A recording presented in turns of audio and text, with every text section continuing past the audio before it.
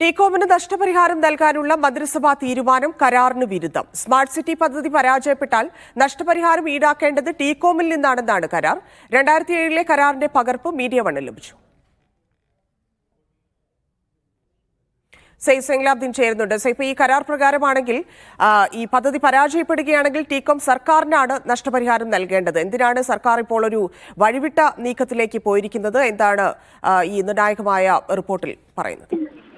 2007 VS. Achuthanandan സർക്കാരിന്റെ കാലത്താണ് Dhanya ടീകോമുമായി smart സിറ്റിയുടെ കരാർ ഒപ്പുവെക്കുന്നത്. അന്നത്തെ കരാർ പ്രകാരമാണെന്നുണ്ടെങ്കിൽ 10 വർഷം കൊണ്ട് പദ്ധതി പൂർത്തീകരിക്കണം. 88 ലക്ഷം ചതുരശ്ര അടി കെട്ടിടം പൂർത്തീകരിക്കണം. അതിൽ 69 ലക്ഷം ചതുരശ്ര അടി കെട്ടിടം IT മേഖലയ്ക്ക് മാത്രം വേണം. 90,000 തൊഴിലവസരങ്ങൾ സൃഷ്ടിക്കണം തുടങ്ങിയവായിരുന്നു നിബന്ധനയായി ഉണ്ടായിരുന്നത്. എന്നാൽ അത് പൂർണ്ണതോതിൽ പാലിക്കപ്പെട്ടിട്ടില്ല. അങ്ങനെയാണ് ടീകോമിനെ പദ്ധതിയിൽ നിന്ന് ഒഴിവാക്കാൻ വേണ്ടി സംസ്ഥാന സർക്കാർ തീരുമാനമെടുക്കുകയും നഷ്ടപരിഹാരം അങ്ങോട്ട് നൽകാൻ വേണ്ടി ഒരു കമ്മിറ്റിയെ നിയോഗിക്കുകയും ചെയ്തത്.